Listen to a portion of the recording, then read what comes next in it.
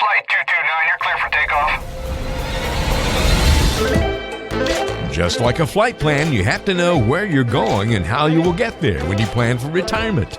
Let Ryan Fleming help you chart out a course for your retirement with his intimate knowledge of financial planning and the airline industry. It's time for the Pilot's Advisor.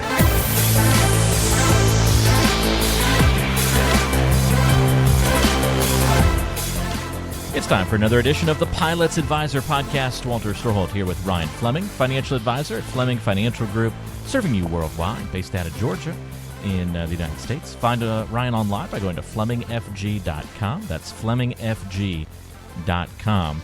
I needed to specify Georgia in the United States, Ryan, because you're an international man. You travel all over the world, and we have international listeners. We've registered listeners in all sorts of foreign countries over the years, so that's pretty cool. Well, it's amazing some of the places where I actually have meetings with my clients. You would laugh at some of the places I meet up with people and have advisor meetings, we'll say, but I have not done that in Georgia. It is interesting because a lot of the podcasts that I work with, we do pick up listeners from other countries because the way the stats work, if you travel somewhere and you listen to the show in that location, that's where the listen registers from.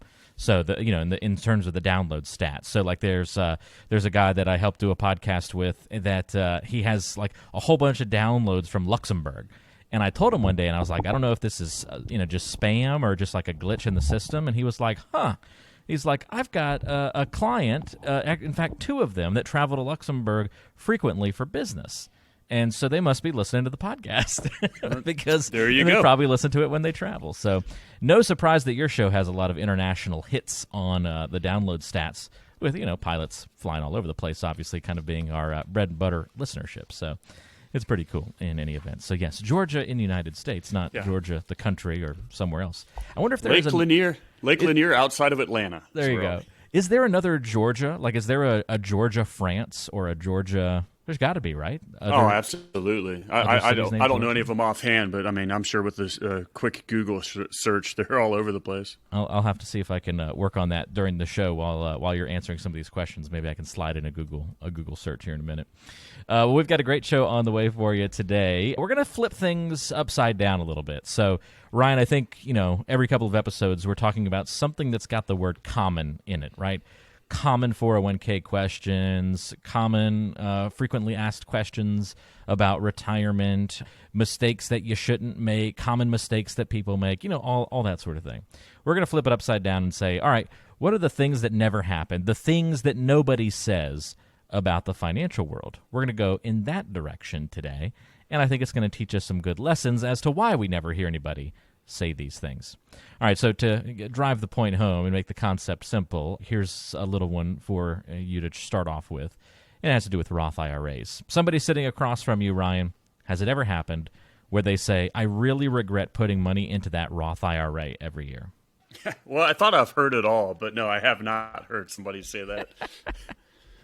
The power of a Roth is amazing. What I'm more concerned about is it's unfortunate with the amount of pilots I deal with that I'm in a discussion and that are in their 50s, maybe early 60s, and because a Roth IRA hasn't been around for that long, they have no real idea of how a Roth works, or that with the last contract change, as they become more and more prevalent, that you have a Roth option in your 401k plan. And it's so sad to me because it is such a huge thing. Small little changes that you can make now that'll really have a drastic effect on your retirement. Well, that's a great point. Yeah, nobody regrets, that tax-free income that they're able to then create out of those accounts at the end of their lives. So often people, it's the opposite, right? They wish they'd put in a lot more. Absolutely. Pay the government now and tell them to go away. Yeah, there you go. That's not a bad deal at all. The crazy Uncle Sam you don't want to come to the holiday party. That's for sure.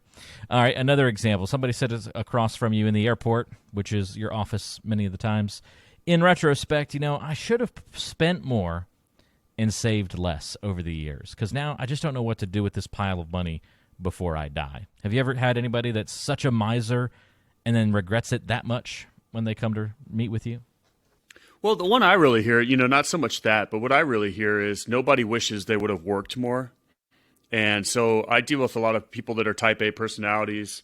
They're out there, really want to provide for their family. But as you get in your later years, you realize that those moments that you missed at home, or those moments that you had with your children before they go off to college, how much more important those are than the money aspect. And amongst the pilot community, I'd say a lot of even my mentors tell some of the younger pilots to stay home and enjoy some of those times with your kids, because you're going to have plenty of time to make money once they're gone.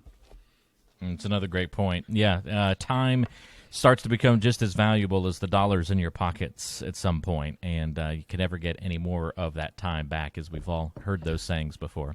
By the way, go ahead. Yeah, I just wanted to interject a little bit more on that too. I think that people do, if you plan and you're responsible early on, you're sitting on a pile of, money when you're later in your years. But it goes back to a couple things. Number one, yeah, absolutely, you need to live life as well. Life's too short, live life.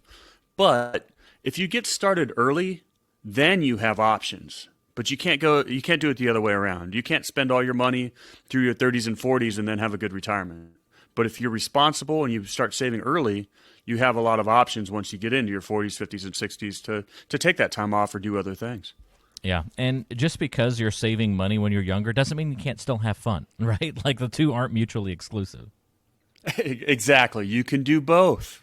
Yeah. Okay, maybe you're going to put off that round-the-world 45-country, 8-month trip tour when you're 35, but that doesn't mean you can't have fun in the meantime doing some other activities. So, well, this is kind of funny, but I remember when this is kind of how I got into the business, because I watch how fiscally irresponsible some of my buddies were that were, lieutenants or captains at the time in the military.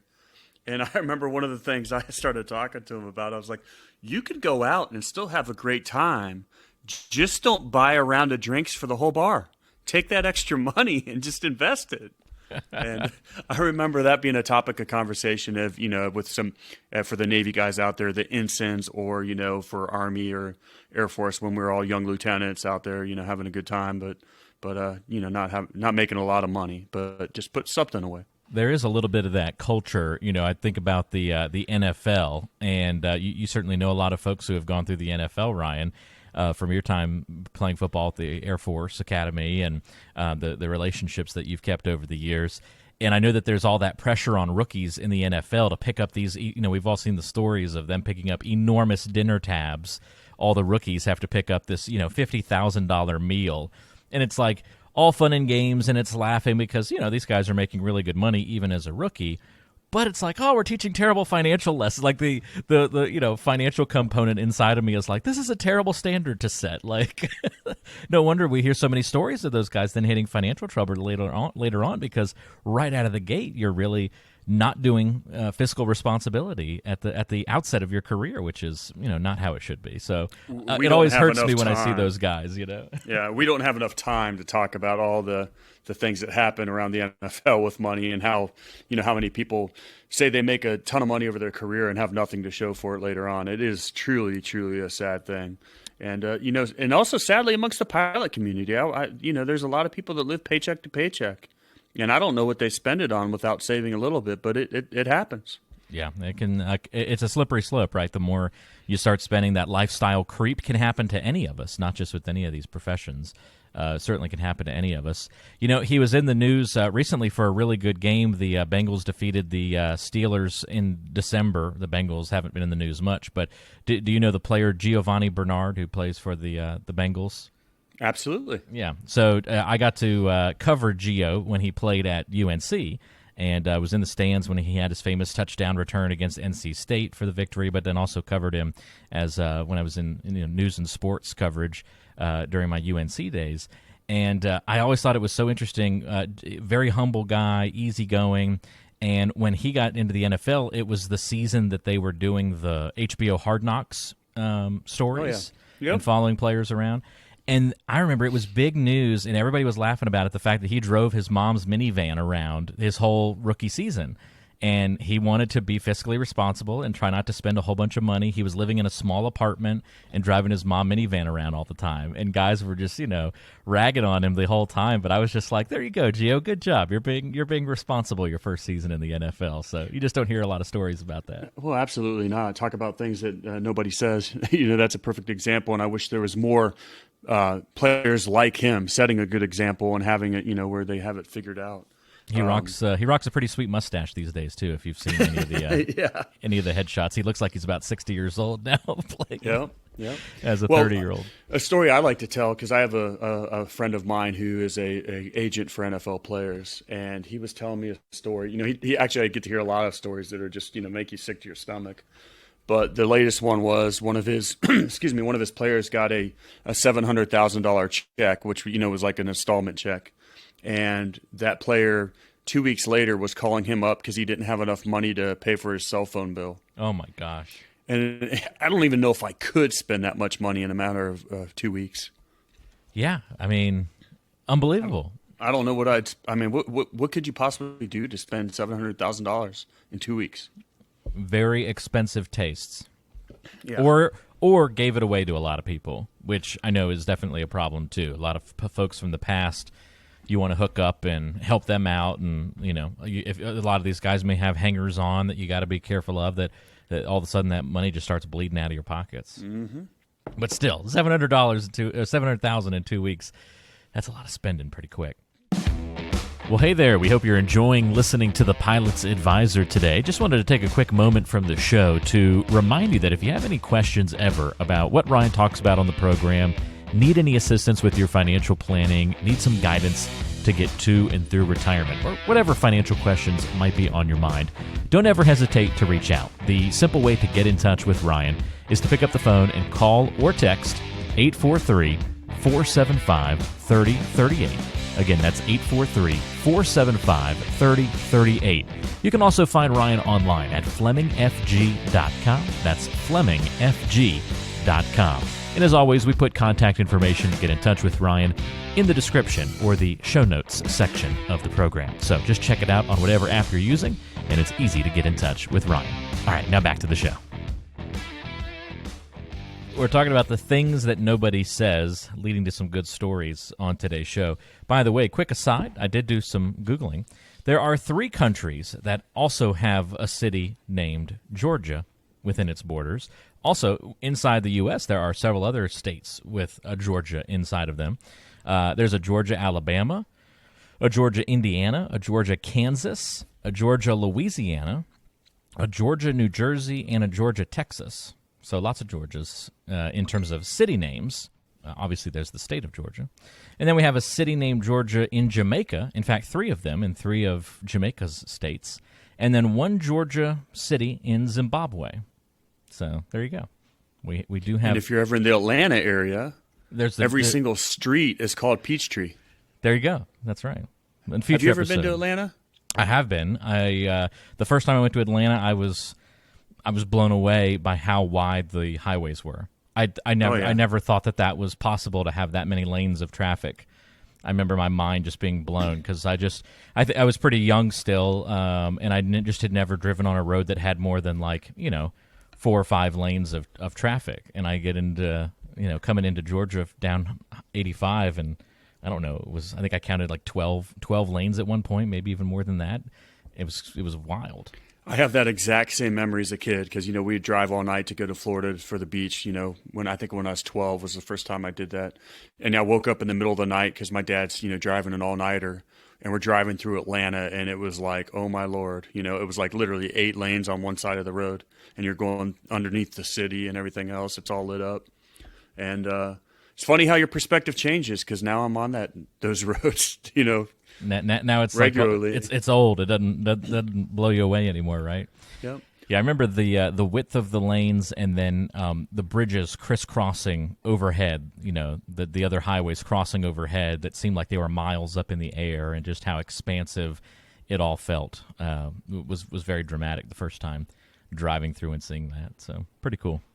Good trips down memory lane on today's show. All right, let's get to our next thing that nobody says and what that tells us and what lessons it can teach us about the financial world.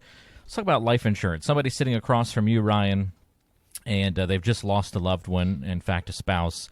And they say, you know what, the life insurance payout that I got when my spouse died was a little insulting because it's like they thought I couldn't handle the finances without some help. It's a weird Where do one you to come up with this stuff? It's so funny. It's a weird one to laugh at, but it's such a it's so unrealistic, right? But it just shows how important it is to have proper life insurance in place, right? Well, just the stress that it takes off of, it's bad enough when you have something as horrible as the death of a loved one or a spouse. And, with that, there comes a lot of change and there's a lot of stress, a lot of financial stress. And so, yeah, I mean, this is something why insurance is so amazing, because not only can you leverage your money, but imagine a nice big chunk of money tax-free. And that kind of helps out with funeral expenses or just, you might have lost the provider of the family. And so, yeah, I mean, insurance is definitely a thing to discuss when you're talking about financial planning. And no, I have not ever heard anybody say that. I figured that was the case. However, the other side of the coin, have you had people that haven't been properly covered with the life insurance coverage? Have they been kind of underestimating how much they might need or how that would benefit the family or help them? Well, absolutely. And I don't see it as much with, the pilot group being my niche of clients here, because so many of these employer plans were pretty well insured by the company. But it becomes a factor when you retire, because that insurance goes away when you're no longer working for the Delta or the UPS or the FedEx. But it kind of hits home to me because, granted, I had a job and I was financially stable and everything, but my father passed away not last year, but 2 years ago. And so there I was with my stepmom. And of course, we're going through the process of at the funeral home and everything else. And my dad did not have any insurance. And so I remember that I cut a check to pay for the funeral expenses. Which is not something that I want to I don't want to put my kids in that situation. But I did it because I didn't want my stepmom to have to be stressed out about the money. It's a good point, though, that some people think that you don't need insurance when you retire. Like when you're no longer working and the kids are out of the house, you don't need to have insurance anymore. But that's a good illustration, even if we're not talking about wanting to carry, hundreds of thousands of dollars of insurance coverage on yourself to cover an income and several years of income.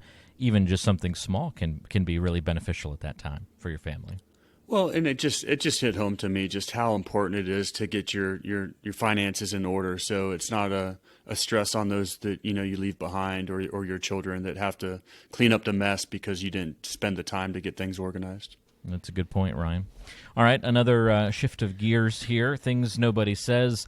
It makes me feel really patriotic. I mean, really patriotic. I want to be the best at paying more taxes than I have to because I really want to support the United States of America, pay a whole bunch of taxes. So, Ryan, don't even talk to me about how I can pay less. Yeah, everybody tries to pay as many taxes as they can. That one is probably the farthest from out of left field as I could find. Yeah, well, it's funny, though, because even that, I mean, truly your patriotic duty is to legally pay as little taxes as possible. That's truly what you should be doing. But so few people actually focus on strategic tax planning or even think about how they're going to be taxed in retirement. And this is a huge thing. I mean, the difference between a Roth or pre-tax contributions, I mean, it's going to drastically affect how many taxes you pay in the future. So that ticking tax time bomb really is a conversation piece that needs to happen. And if you don't know what a ticking tax time bomb is, you need to reach out to me so I can explain it to you.